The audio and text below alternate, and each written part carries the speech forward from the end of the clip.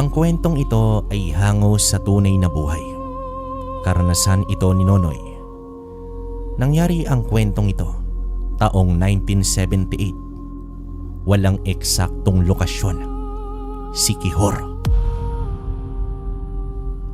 Isang mapagpalang araw sa iyo, kalakbay. Pati na rin sa mga tagapakinig ninyong patuloy na sumusuporta sa inyong programa. Bago ang lahat, nagpapasalamat naman ako sa ibinigay niyong oportunidad na makapagbahagi ako ng kwento sa inyong programa. Alam kong nakahanay itong pambihirang karanasan ko sa mga nilalaman ng kwento ng inyong programa. Kaya naman naglakas loob ako na akong sumulat mismo sa inyo. Samahan niyo akong sariwain ang hindi ko malilimutang kwento tungkol sa mga aswang na naganap na matagal ng panahon. 22 taon gulang pa lamang ako noon, kalakbay. Isa naman akong ampon ng mga tradisyonal na katutubong manggagamot dito sa aming lugar sa may Siquijor. Karamihan po sa miyembro ng aming pamilya ay kilala sa tawag na asog na ang ibig sabihin ay lalaking babaylan o manggagamot na may pusong pambabae.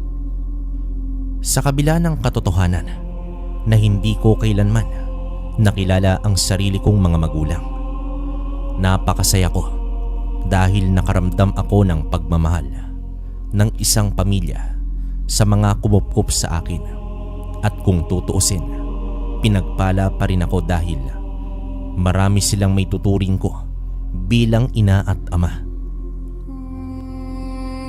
Ekstraordinaryo ang aking pamilya, kalakbay, dahil sa kanilang abilidad na manggamot. Nagagawa rin nilang makita ang mundo ng mga espiritu at nakipag-usap sa mga gabay nila. Bukod doon, meron din silang espesyal na abilidad na tinatawag na remote viewing o paglalakbay ng kanilang diwa para naman makita ang isang lugar nang hindi na ginagamit ang kanilang ordinaryong mga mata. Kaya bata pa lang ako ay nakailigan ko ng sanayin ang abilidad ko sa tulong ng aking ama-amahan si Tatay Pedro. May ipapahanap ulit ako sa iyo, Nonoy. Handa ka na ba? Opo, Itay. May itinago akong gamit sa ilalim ng aking kama. Ngayon, gusto kong paglakbayin mo ang iyong diwa at alamin mo kung ano ang bagay na iyon. Alalahanin mo ang itinuro ko sa'yo. Ipikit mo ang iyong mga mata at bakantehin mo ang iyong isipan para maramdaman mo ang iyong intuisyon. Huminga ka ng malalim at hanapin mo ang bagay na iyon gamit ang mga mata ng iyong isipan. Pulang libro po ang nakikita ko. Tama po ba, Itay?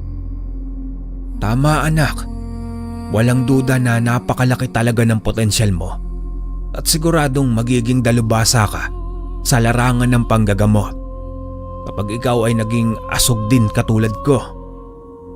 Maraming salamat po sa pagsasanay sa akin, Itay. Pero pasensya ka na dahil hindi ko nakikita ang sarili ko na maging asog. Huwag niyo po sanang masamain.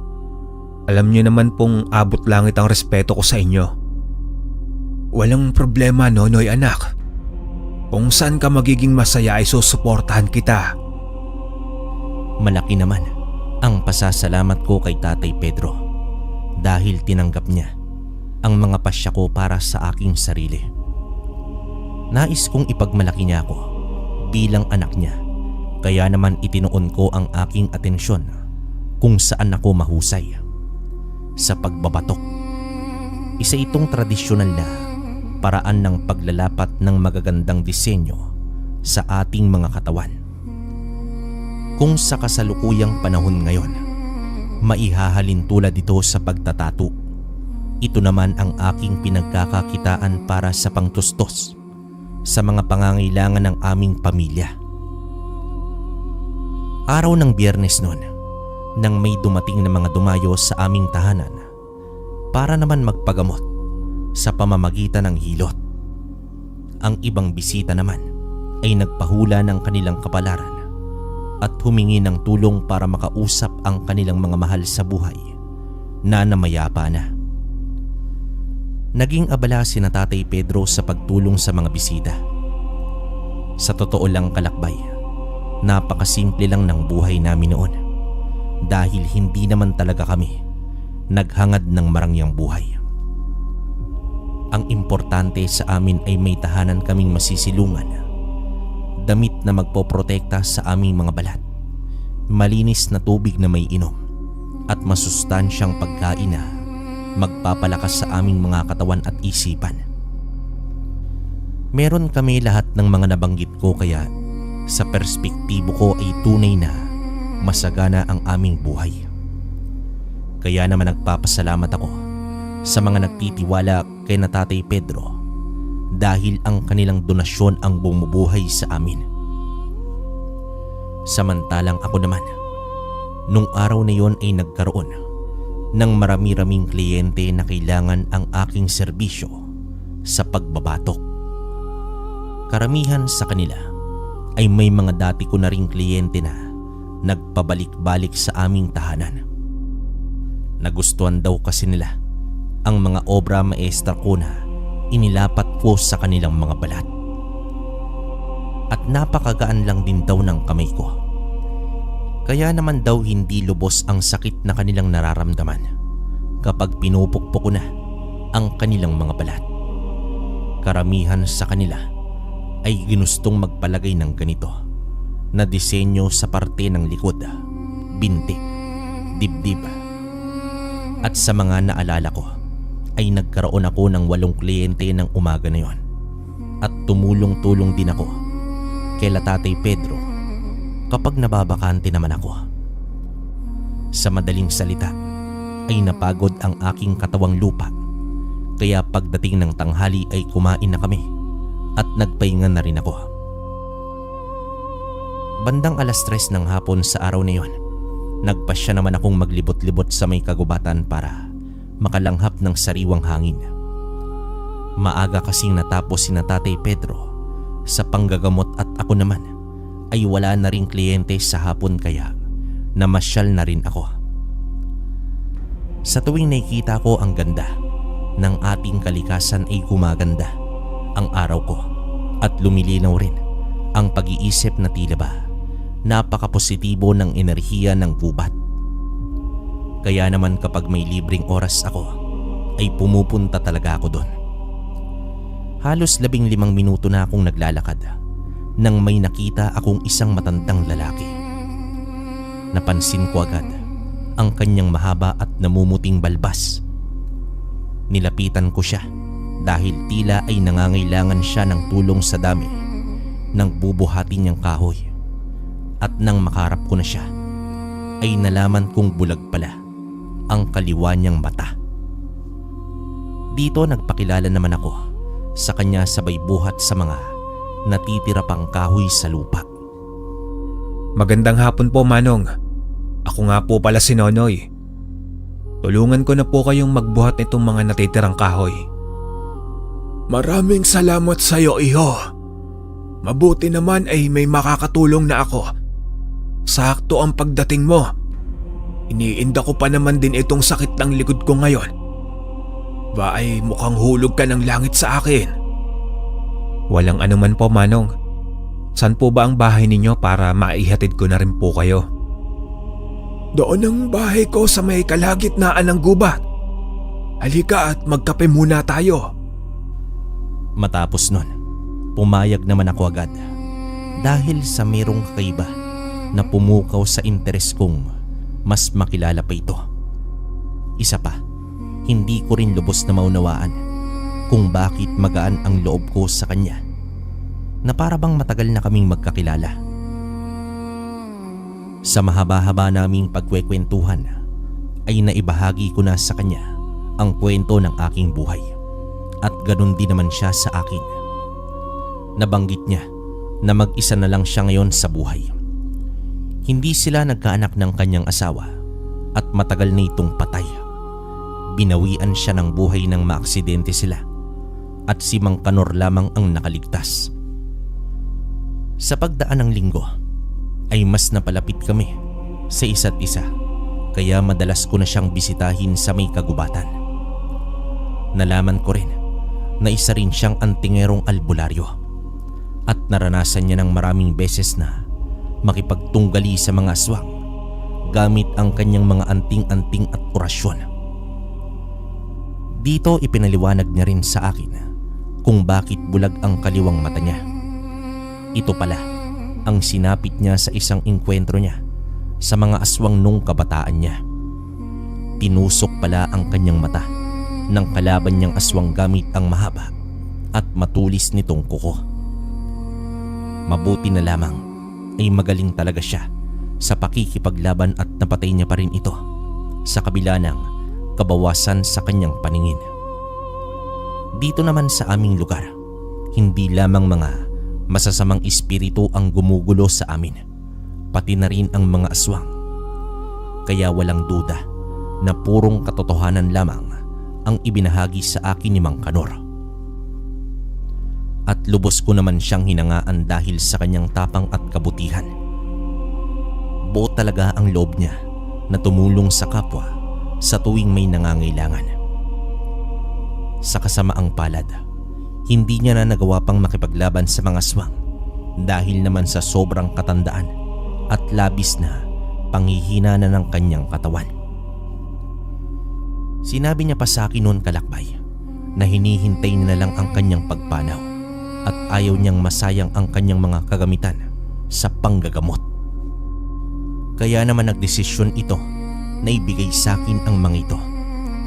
Inabot niya ang isang tela na punong-puno ng orasyon at dasal.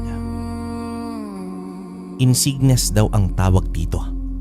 Pinaubaya niya na rin ang kanyang anting-anting na pangil ng kidlat.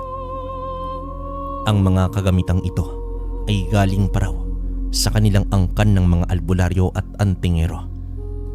Pinagpasapasahan daw ang mga ito sa huling nagdaang henerasyon. Ngunit wala siyang mapagbigyan nitong kadugo niya dahil wala naman siyang sariling anak. At ilang taon din siyang naghanap ng nararapat na tumanggap sa mga ito hanggang sa nakilala niya na ako. Nakita niya raw ang sarili niya sa akin, kaya gusto niyang ako ang magpatuloy ng tungkulin niya sa pagsupil ng mga aswang upang hindi na makapagasik ng lagim ang mga kampon ng kadiliman. Ipinagtataka ko ang kanyang naging pasya dahil hindi pa naman kami ganoon katagal na magkakilala. Halos 4 na buwan pa lang kaming nagkakasama. Ngunit hindi naman ako nagdalawang isip at tinanggap ko ang mga ibinigay niya sa akin dahil gusto ko ring maprotektahan ang pamilya ko laban sa mga aswang. Marahil ay may mas mabigat pa siyang dahilan na hindi ko pa muna dapat malaman. Binanggit niya na kailangan kong kabisaduhin ang mga orasyon at dasal na itinuro niya sa akin at ang mga nakalagay sa insignias upang mapalakas ko ang bisa ng pangil ng kidlat. Ang anting-anting na ito kasi ang magpapatibay ng aking pangangatawan at isipan, kaya kailangan itong dasalan o orasyonan para siguradong maprotektahan ko ang aking sarili, pati na rin ang mga mahal ko sa buhay. Bilang pasasalamat ko naman sa kanya, ay ginawan ko siya ng espesyal na disenyo para lang talaga sa kanya. Iminarka ko sa kanyang braso ang disenyong sisimbolo sa kanyang katapangan. Iyon na pala ang huli naming pagkikita ni Mang Kanor habang siya ay nabubuhay pa. Dahil makalipas lamang ang ilang araw, ay dito na tuluyang pumanaw itong si Mang Kanor. Nabigla naman ako sa mga pangyayari, kaya humingi ako ng tulong kay tatay para naman makausap si Mang Kanor sa kabilang buhay. Hindi man lamang kasi ako nakapagpaalam sa kanya ng personal. Pinagbigyan naman ako ni Tatay Pedro para makapag-usap kami sa huling sandali. May ginawa naman si tatay na ritual upang makakonekta at makapaglakbay siya sa mundo ng mga espiritu at para mahanap niya ang kaluluwa ni Mang Kanor. Maya-maya pa, pinakalma ko ni tatay para makatulog ako ng mahimbing. Sa panaginip ko pala kami magkikita ni Mang Kanor. Mang Kanor, salamat po at nagpakita ka sa akin. Gusto ko lamang pong magpasalamat sa inyo sa paggabay sa akin. Pangako po, hindi ko sasayangin ang mga kaalaman na ibinahagi niyo sa akin. Naniniwala ako sa kabutihan mo, Nonoy. Sigurado ako, magwawagi ka sa laban sa mga masasamang nilalang. Dahil natural na sa iyo ang pagkakaroon ng malakas na isipan at mabuting puso. Sigurado akong mas makikilala mo pa ang sarili mo sa darating na panahon. Ngayon ay ilalapit ko sa ating may kapal ang kaligtasan mo. Hanggang sa muli, Nonoy. Matapos nun, ginawa ko naman ang lahat para makabisado ang mga orasyon na ipinagkatiwala sa akin ni Mang Kanor. Nagsanay ako ng nagsanay para mapalakas ang isip at katawan ko. Ang karamihan sa mga orasyon ay iminarka ko sa aking braso at dibdib.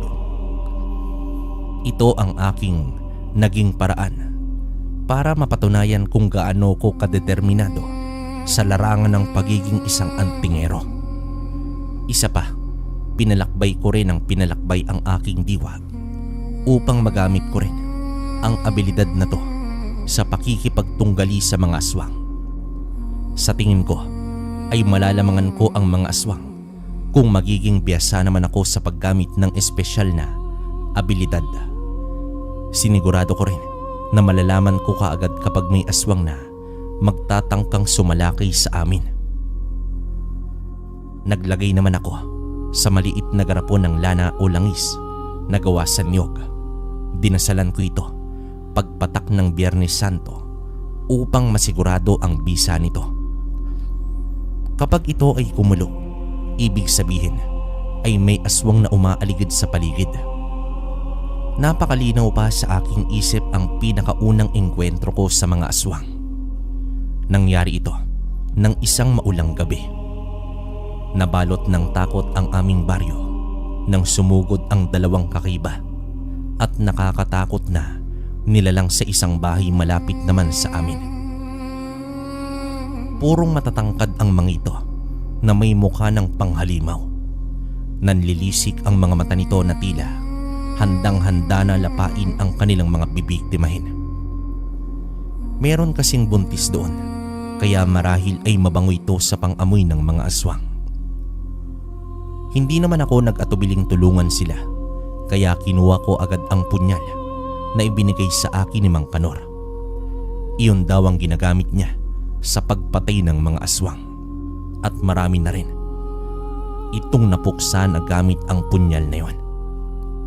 Nang mga oras na yon ay ramdam na ramdam ko na ang bisa ng anting-anting na pangil ng kidlat. Binigyan naman ako nito ng pambihirang lakas at bilis na hindi pangkaraniwan para sa isang ordinaryong tao. Hoy, mga halimaw! Ako ang harapin nyo! Oy, isang hamok na antingero. Tignan natin kung hanggang saan ang galing mo. Dito hinayaan ko ang dalawang aswang na sugurin ako. Ayoko magpadalos-dalos ng galaw para hindi ako mapahamak at makapag-isip ako ng malinaw. Sa pagkakaalala ko ay sabay nila akong inatake. Pero nakailag naman ako at nakahanap ako dito ng tsansa na magpaulan ng sipa at suntok sa kanila. Nang matumba, ang isang aswang ay agad kong itinarak ng napakalalim sa kanyang dibdib ang aking hawak na punyal, samantalang ang isa naman ay nakatakas. Sinubukan ko itong habulin ngunit bigla naman itong nagpalit ng anyo. Halos wala pang 2 segundo ay naging isang itim na aso ito na napakabilis tumakbo. Hindi man lang ako hiningal sa laban na yon, ngunit may konti akong mga kalmot mula sa mga halimaw na iyon. Dito ko napagtanto na totoo ngang parang naging ibang tao naman ako dahil sa epekto sa akin ng pagiging antingero. Naging saksi ang aking mga kabaryo sa unang pagkakataon na nakapatay naman ako ng aswang. Dahil sa pangyayaring iyon, naging bantog na ang pangalan ko sa aming baryo bilang antingerong mambabatok. Kaya naman sa tuwing may mga manggugulong aswang sa aming lugar, sa akin sila agad lumalapit para humingi naman ng tulong. Ipinarating ko rin sa kanila ang mga kaalaman ko patungkol sa mga pangontra sa mga aswang. Sinabi ko sa kanila na kailangan nilang gumamit ng insenso, bawang, buntot pagi, krus, palaspas at asin sa kanilang mga tahanan pantaboy ng mga aswang. Marami sa aming mga kabaryo ang nagtiwala at sumuporta sa akin ng walang pag-aalinlangan. Ngunit meron din na may tumaas ang kilay at kwenestyon ang aking kakayahan sa pagiging antingero. Para sa kanila ay nakakatsamba lang daw ako dahil may hina at purong mabababang uri pa lamang ng mga aswang ang napapatay ko.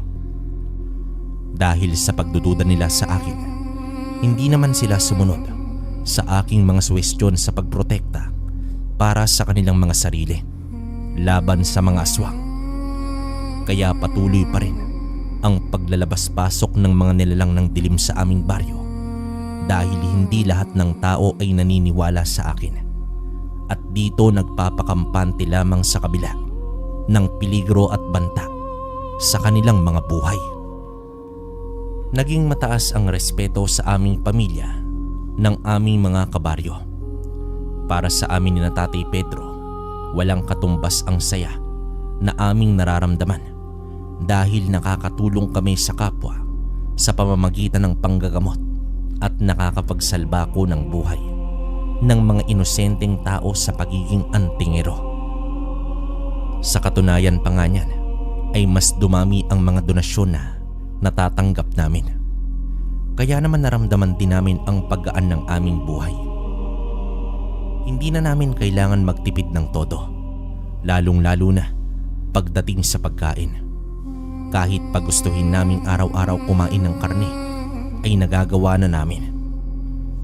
Hindi kasi kami madalas makakain ng karne dahil mahal ang presyo ng mga ito sa palengke.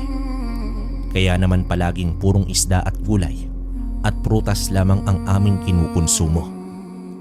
Ngunit wala akong naging problema doon dahil masarap din ang mga yon sa aking panlasa at masustansya pa. Kaya naman lumaki akong may maayos na pangangatawan dahil hindi ako kailanman pinabayaan ng aking Tatay Pedro. Kaya ipinagpapasalamat ko rin ang pagiging antingero ko sa kadila ng nagkaroon talaga ng magandang pagbabago dahil mas sumagana pa ang aming pamumuhay. Sa kabila ng tagumpay na aming nararanasan, labis pa rin na ikinabahala ni Tatay Pedro ang pagiging antingero ko dahil madalas akong may nakakasagupang mga aswang. Kaligtasan ko lang naman daw ang kanyang iniisip. Natatakot siya na baka dumating sa puntong mapuruhan ako ng aking mga kalaban at tuluyan akong mapahamak. Ayaw niyang may mangyaring masama sa akin, kaya lagi niya akong tinatanong kung talaga bang ipagpapatuloy ko pa rin ang pagiging isang antingero.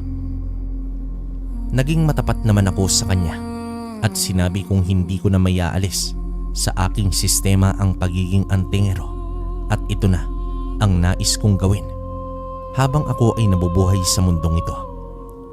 Hiniling ko na magtiwala lamang siya sa akin dahil gagawin ko ang lahat para maingatan ang aking sarili, lalong-lalo na rin sila. Hindi ako pwedeng bigla na lang maglaho sa mundong ito nang hindi ko pa nauubos ang lahi ng mga masasamang nilalang niyan. Mabigat man sa loob ni Tatay Pedro, tinanggap niya ang desisyon ko na gampanan ang aking tungkulin bilang antingero. Samantala, sumapit na nga ang aking kaarawan. Napakasaya ko nung araw na yun dahil kumpleto at sama-sama kami ng pamilya ko. at pati ang mga kabaryo namin ay nakipagdiwang din. Kasama naman namin. 10:00 ng umaga ay punong-puno ng masasarap na pagkain ang aming lamesa. Marami rin ang dumalo at nagbigay ng kani-kanilang mga regalo para naman sa akin. Isa pang ikinatuwa ko, ang mga musikerong tumutugtog ng mga instrumento tulad ng gitara, ukulele, kulintang at bandurya. Sinabayan naman sila ng mga magagaling na mga nganta sa aming baryo. Talaga namang namangha kami sa mga narinig naming magagandang awit na nagbigay buhay sa aking kaarawan. Kaya naman taos-puso talaga ang pasasalamat ko sa kanilang lahat, lalong-lalo na sa pamilya ko. Alam ko kasing nag-ipon at naghanda talaga sila para naman mapasaya ko ng lubos sa aking kaarawan. Buong araw naman kaming nagkwentuhan, nag-inuman, nagkantahan at nagsayawan. Marami rin akong nakilala na nakapalitan ko ng mga kwento tungkol sa mga aswang. Interesado kasi sila sa pagiging antingero ko. Kaya naibahagi rin nila ang kanilang mga kaalaman sa mga aswang at nabanggit nila na may isang angkan na malalakas at makapangyarihang mga aswang ang naninirahan sa aming lugar sa may Siquijor. Usap-usapan na napakayaman ng kanilang pamilya, kaya nagagawa nilang itago ang kanilang identidad, kaya hanggang ngayon wala pa talagang nakakabisto sa kanilang pamilya. Wala ring nakakaalam kung saan sulok sila ng Siquijor na mamalagi. Pero sa tingin ng karamihan ay sinadya nilang magpalipat-lipat ng tirahan para naman masiguradong hindi sila masusundan ng kung sino man. Hindi na rin ako nagulat sa usap-usapan na yun. Nabanggit na rin kasi sa akin ni Mang Kanor noon na may mga matataas na uri pa ng mga aswang na hindi basta-bastang ibinubunyag ang kanilang tunay na katauhan. Karamihan daw sa mga nakakasagupa niya ay purong mga alipores na sunod-sunuran lamang sa mga matataas na uri ng aswang. Ang mga ito ang naghahanap ng laman loob at dugo ng mga tao na makukonsumo ng kanilang mga pinuno.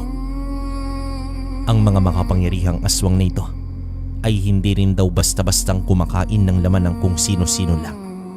Kaya sinisigurado na kanilang mga alipores na ang kakainin ng mga aswang ay mga malulusog na pangangatawan at walang kahit anong sakit.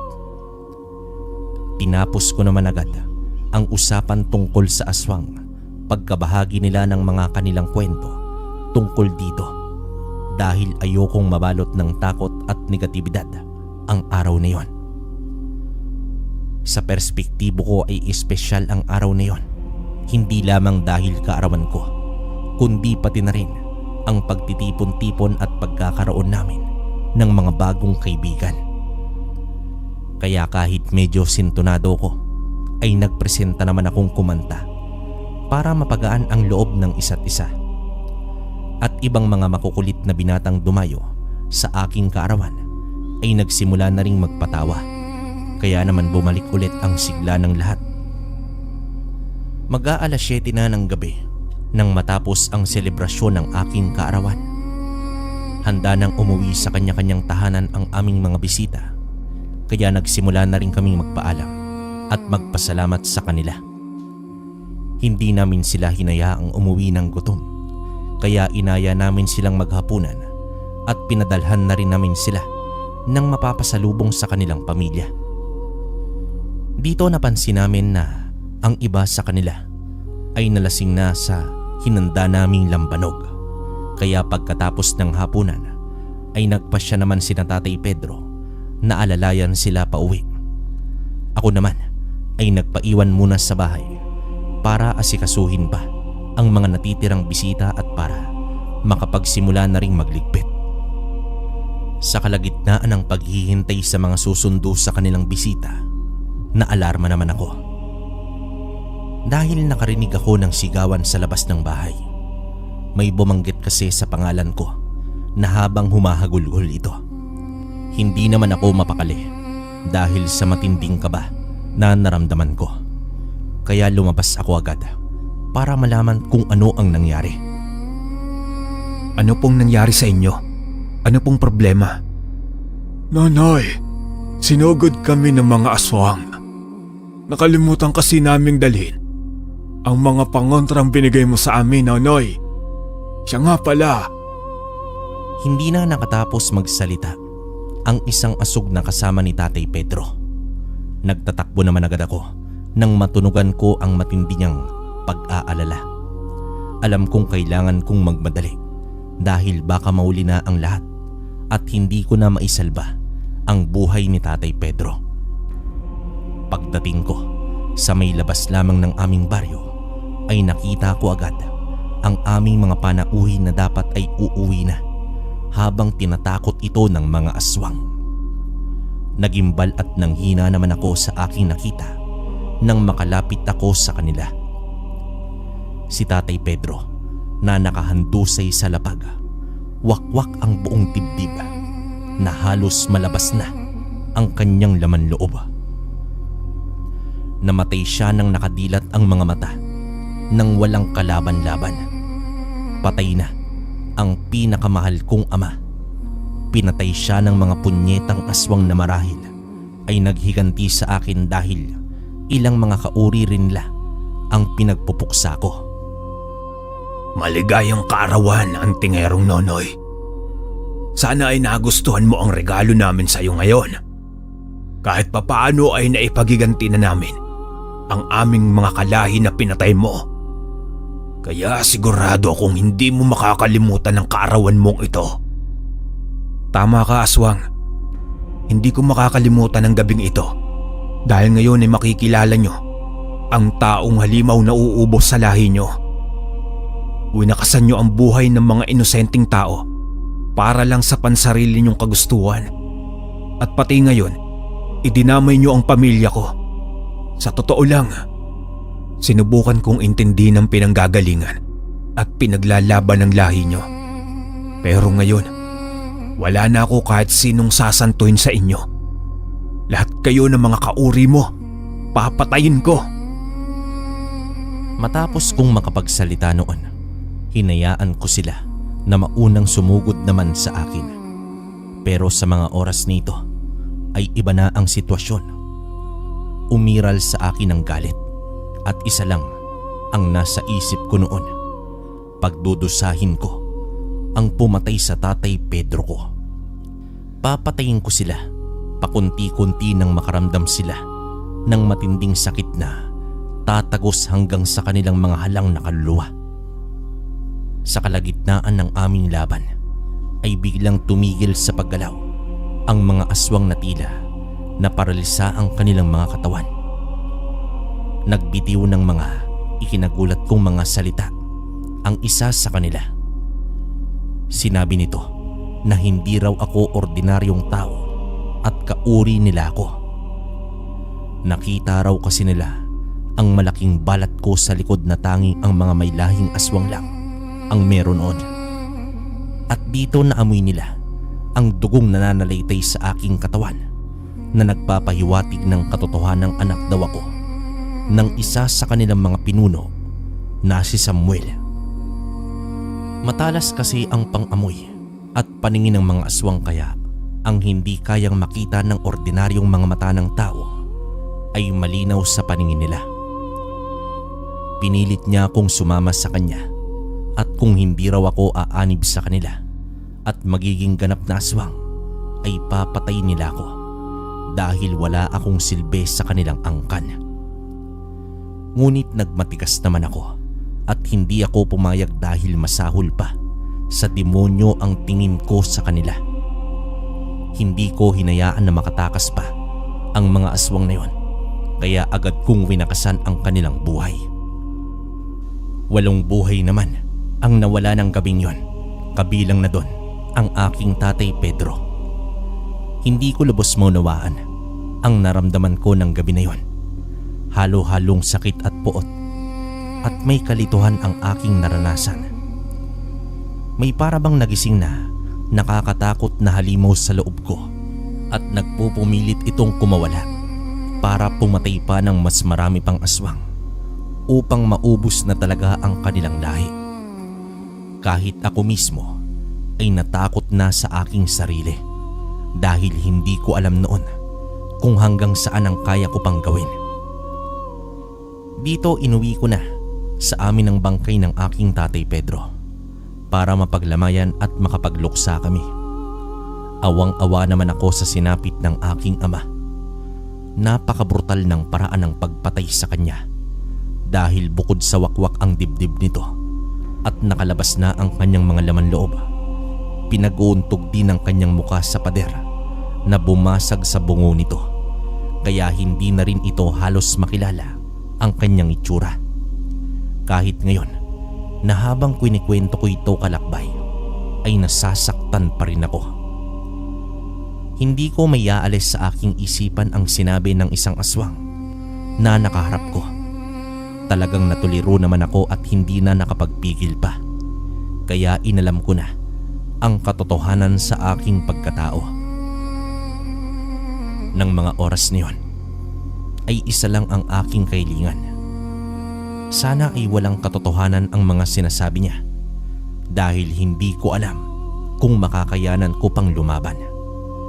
Kinausap ko ang tao na malapit din sa aking puso na si Kuya Lito, na isa ring asog na kasama namin sa aming tahanan para naman klaruhin ang lahat. At dun ko nga nalaman ang totoong kwento ng buhay ko. Nagmula pala ako sa angkan ng mga aswang na purong may matataas na ranggo. Ngunit ang ina ko ay hindi matanggap ang kanyang kapalaran na maging ganap na aswang. Hindi naman daw kasi lahat ng may dugong aswang ay nais maging aswang. Nung mabuntis siya ng ama kong isa sa mga pinuno ng mga aswang, plinano niyang tumakas pagkatapos niya akong iluwal sa mundong ito. At nagtagumpay nga siya dahil naibigay niya ako sa aking itinuturing na pamilya ngayon. Dahil naman sa matinding galit ng angkan ko, pinatay nila ang aking ina nang walang kalaban-laban. Malaking insulto raw sa kanila na ibinigay ako ng nanay ko sa isa sa kanilang mga kalaban. Wala ring nagawa ang pagiging pinuno ng ama ko. Kahit pa, tunay naman silang nagmamahalan ng aking ina. Kaya ngayon, pinapahanap daw nila ako upang gawing ganap na kauri nila. At kung aayawan ko ang aking tungkulin bilang anak ng pinuno ng mga aswang, papatayin din nila ako dahil wala raw puang ang mga katulad ko sa mundong ito.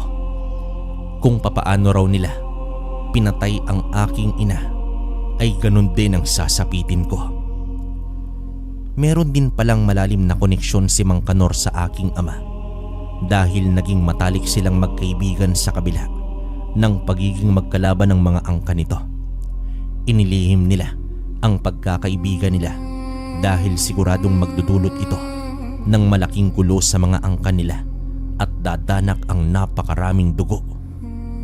Matagal na raw akong pinagmamasdan ng ama ko, ngunit hindi siya pwedeng lumapit sa akin para maingatan ako laban sa aming mga kalahi. Kaya naman ipinaubaya niya ako kay Mang Kanor. Alam niya raw kasi na likas akong matulungin dahil sa may mabuti akong puso at sigurado siyang mapapansin ko si Mang Kanor na nangangailangan ng tulong.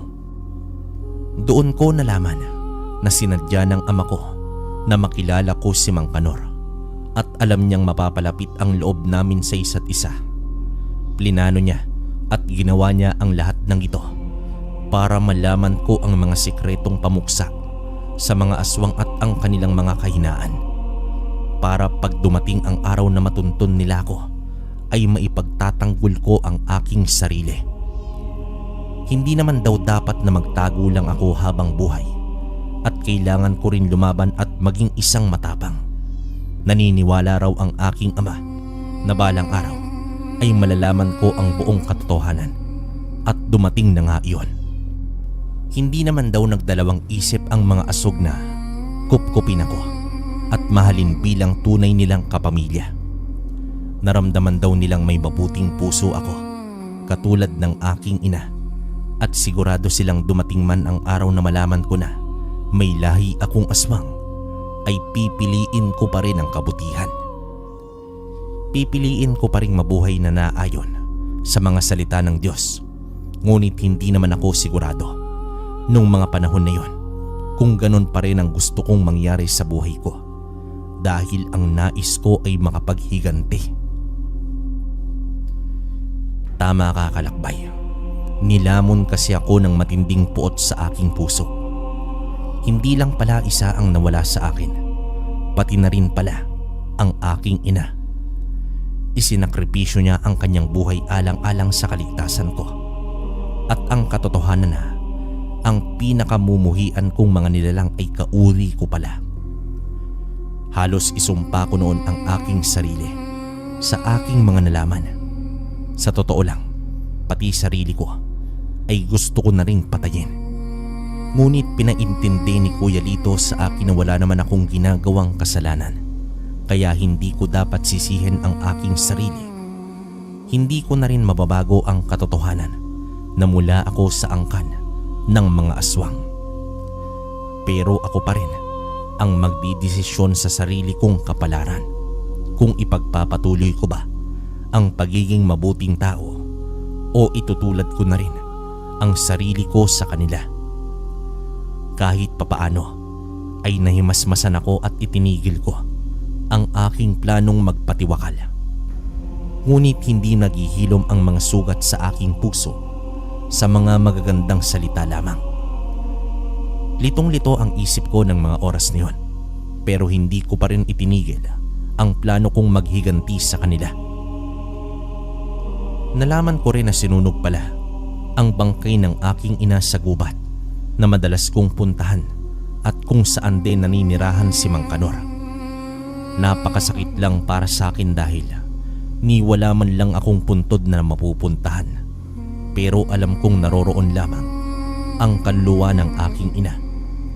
Kaya pala sa tuwing magpupunta ako doon, tila napaagaan ng loob ko na para bang ang gubat ay tahanan ko rin, dahil ito pala sa enerhiya ng aking butihing ina mas lalong napaganda at nagpapayapa sa buong kagubatan.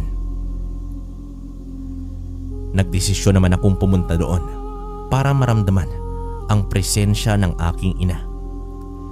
Sigurado kasi akong gagaan ang loob ko at kahit papaano ay mapapawi ang lungkot ko sa lahat ng pinagdadaanan ko sa buhay.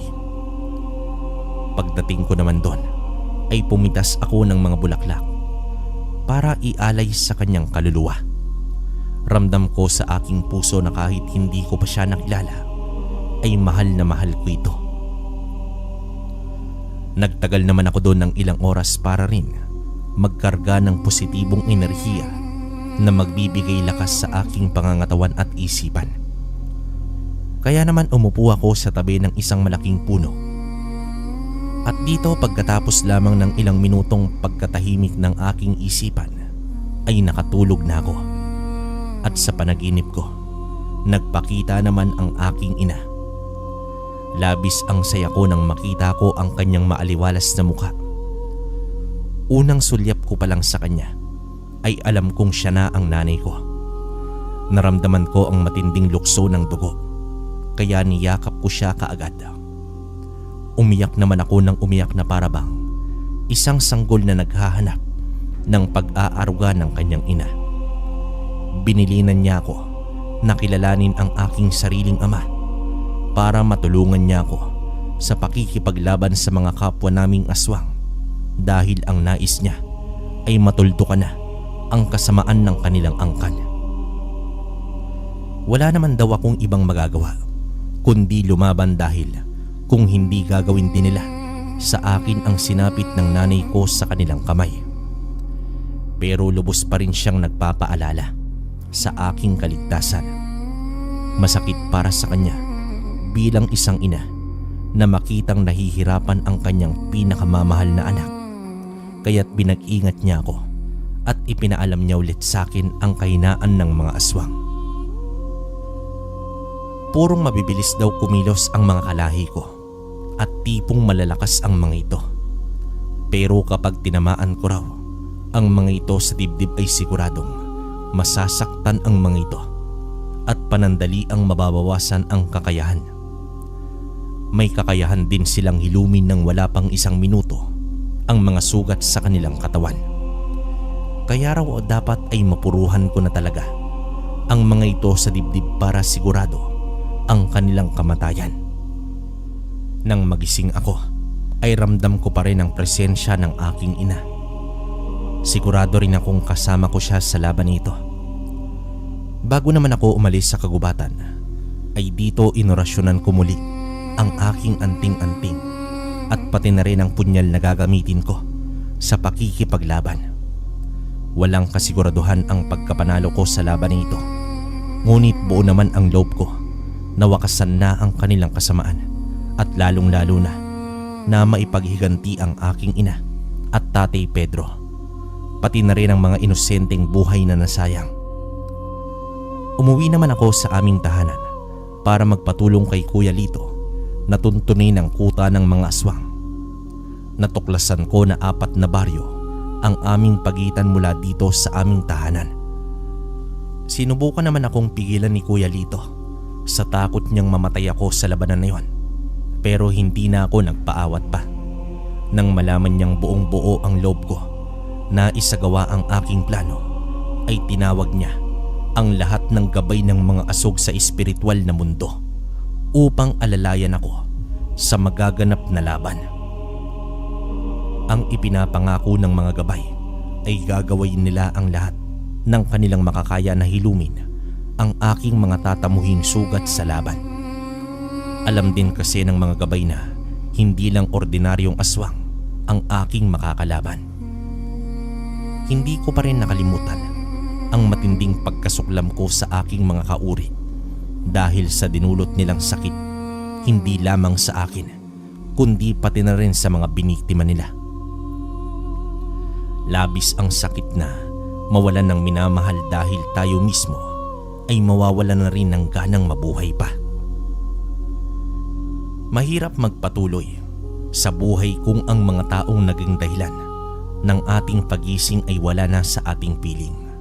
Kaya hindi na ako nagdalawang isip pa at dito sumugod na ako sa teritoryo ng mga aswang. Wala akong pakialam kung ano man ang mangyari sa akin ng gabing yon.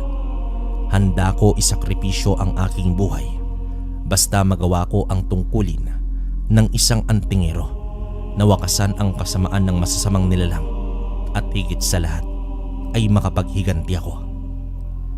Pagdating ko naman ay sinalubong agad ako ng mga nanggagalaiting aswang na pinapangunahan ni Felipe, kapatid ito ng aking ama. Para bang inaasahan talaga nila ang pagdating ko. Nahihibang ka na ba? Napakalakas naman ng loob mo para sumugod dito na mag-isa. Ngayon, sasapitin mo rin ang naging kapalaran ng iyong ina. Manghangal, masyado nyo naman akong minamaliit. Kay tagal kong pinaghandaan ng pagtutos na ito. Humanda na kayo dahil uubusin ko kayong lahat. Nonoy, binigyan ka namin ng pagkakataon pero pinili mo ang landas ng pagiging isang hamak na antingero. Ang pagtalikod mo sa ating angkan ang siyang magiging dahilan ng iyong kamatayan. Wala na akong pakialam kahit pamangkin pa kita. Papatayin kita dahil wala kang pakinabang sa mundong ito. Pagkatapos ko sa iyo ay isusunod ko naman ang buong pamilya mo. Wala akong ititira sa inyo kahit isa. Ang dami mong satsat, Felipe. Hinugot ko dito ang aking punyal at sinubukan kong itarap ito sa dibdib ni Felipe. Ikinagulantang ko dahil agad siyang nakailag at hindi ko man lang siya nadaplisan kahit na konti. Totoo ngang ibang klase ang bilis ng aswang na ito. Sinugod ko naman siya ng paulit-ulit at hindi ko man lang namalaya na tuluyan na siyang nakalayo sa akin. Yan lang ba ang kaya mo, Nonoy? Sa tingin mo ba makakalabas ka pa dito ng buhay? Sa totoo lang, wala naman akong binatbat sa labanan namin ni Felipe. Nang puntong yon, hindi ko alam kung papaano sila tataluhin. Dehado ko dahil mag-isa lamang ako laban sa 20 aswang nakaharap ko. Ngunit hindi naman ako napanghinaan ng loob dahil alam kong ginagabayan ako ng mga taong nagmahal sa akin ng lubos. Hindi ako pababayaan ng aking ina, Tatay Pedro at Mang Kanor, lalong-lalo na ng Diyos. Buo ang loob ko na isakatuparan ang aking plano, ang wakasan ang kanilang kasamaan. Dito huminga ako ng malalim at kinalma ang aking sarili upang magamit ko ng gusto ang aking abilidad. Kinakailangan kong malaman ang bawat galaw ng mga aswang na pasugod naman sa akin gamit ang mata ng aking isipan. Bago pa man kumilos ang mga kalaban ko, ay alam ko na agad kung saang parte ng katawan ko ang aatakihin nila. Kaya naman kabisado ko na rin kung papaano naman ako iilag at aatake. Sa determinasyon kong magapi ang mga ito, ay nailabas ko na ang mas malakas at mabilis na bersyon ng sarili ko. Malinaw pa noon sa aking isipan na 10 aswang ang napatay ko. Ngunit sa puntong ito ay tuluyan ng napagod ang katawang lupa ko. Nabugbog na rin kasi ang katawan ko ng iba kong kalaban, kaya nanghina ako. May mga tama rin ako, kaya halos maligo na ako sa aking sariling dugo. Naging mabagal ang pagpapagaling ng mga gabay ng asog dahil na rin sa lalim at dami ng aking mga sugat. Pero hindi pa rin ako nawala ng pag-asa. Alam kong manalo ko. Hindi ko na nga lang nalaman agad kung papaano, pero alam ko sa aking sarili na mananalo ko, na ang kabutihan laban sa kasamaan ay magwawakas. Tumawa ng napakalakas itong si Felipe habang pinapanood niya na dumadanak ang aking dugo. Lumapit naman siya sa akin para atakihin ako. Nakatalsik ako ng ilang beses sa simpleng pagtulak niya lamang at ni hindi ako nakabira ng suntok dito. Halos madurog ang buto ko sa pag-apak niya sa aking dibdib. Sinubukan kong makawala, ngunit nabigo naman ako.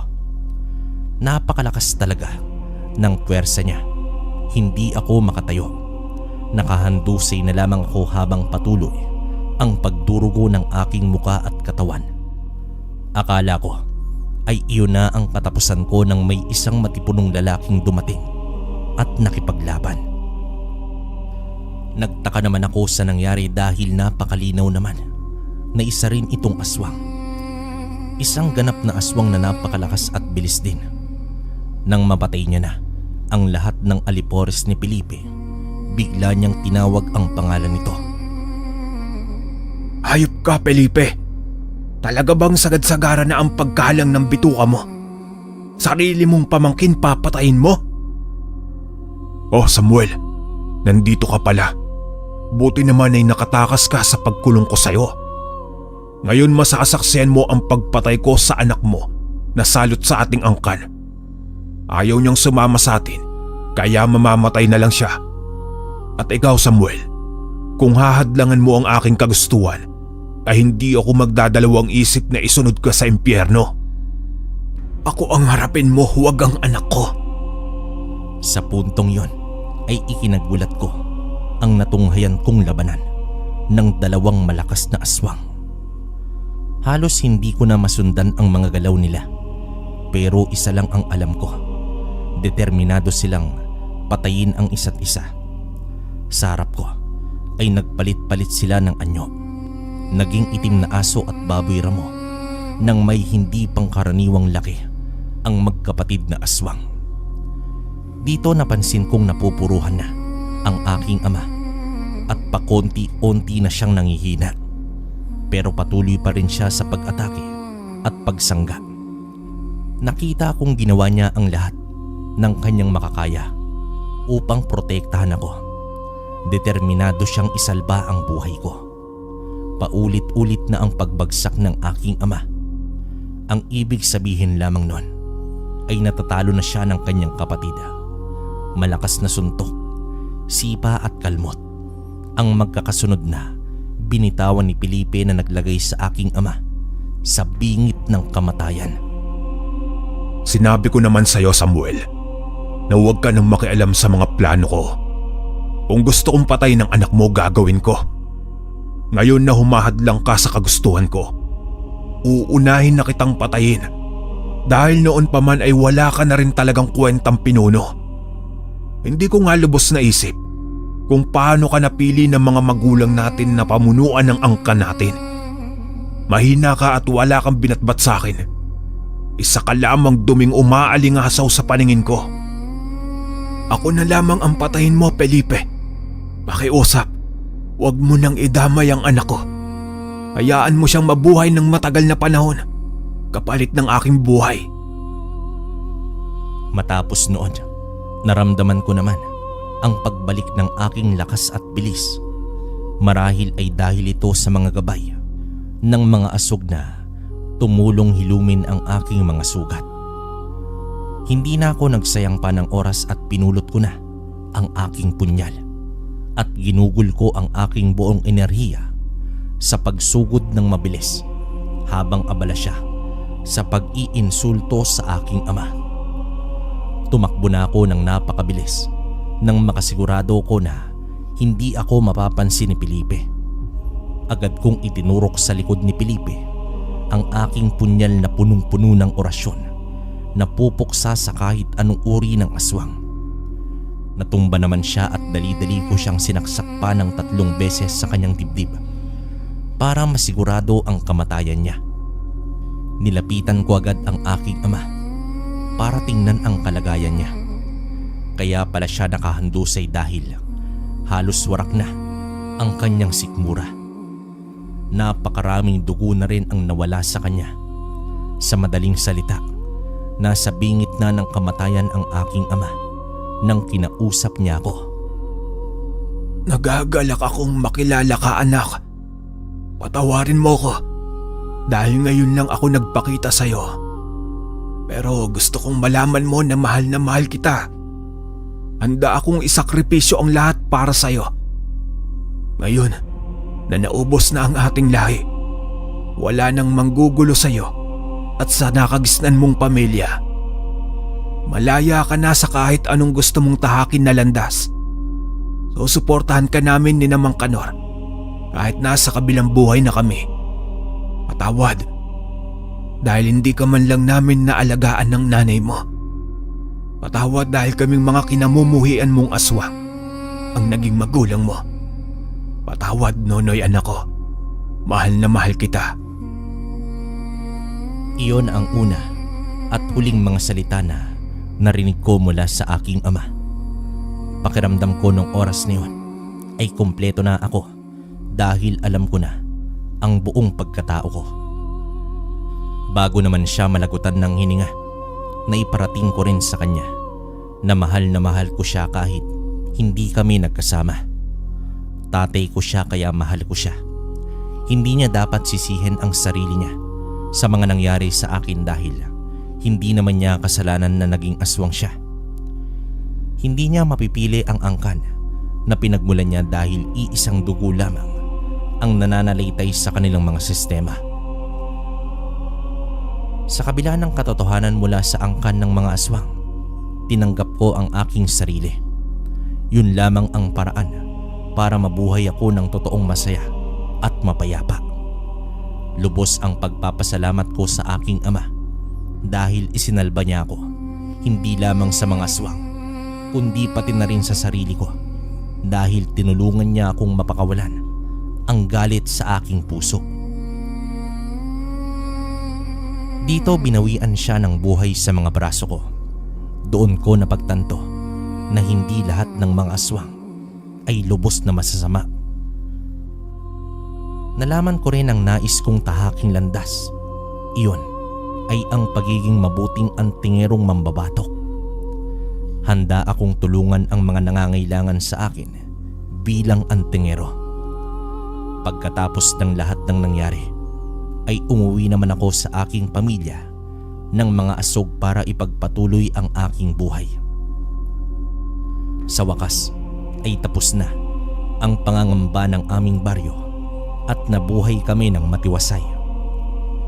Sigurado naman akong labis ang kasiyahan ni na Tatay Pedro dahil hindi na kami malilimatahan sa aming mga galaw at maraming oportunidad ang darating para mas may angat pa namin ang aming mga sarili. Ang ibig kong sabihin ay pinili ko ring makapag-aral para madagdagan pa ang aking karunungan na magagamit ko para sa sarili ko naman. Ngunit kung sakaling magkaroon ulit ng peligro dahil sa mga aswang, naging handa pa rin ako upang supilin sila. Ngayon matanda na ako, masasabi kong nagtagumpay ako dahil nabuhay ako na ayon sa mga magaganda at purong mabubuting salita ng Diyos.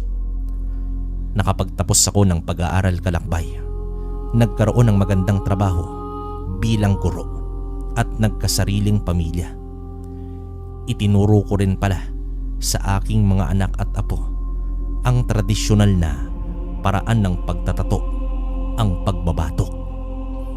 Tungkol naman sa pagiging antingero ko, hindi ko pa nalaman kung kanino ko talaga ipapamana ang mga ito. Katulad ni Mang Kanor, kailangan ko rin maramdaman kung sino ang karapat-dapat na makatanggap ng mga kaalaman ko sa pagiging antingero. Sa ngayon, patuloy pa rin ako sa pag-alam kung kanino ko ibibigay ang mga ito. Malalaman ko rin sa tamang panahon kung kailan handa na siyang yakapin ang pagiging antingero. Isa lang ang sigurado ko, hindi ko hahayaan na walang magmana ng mga ito.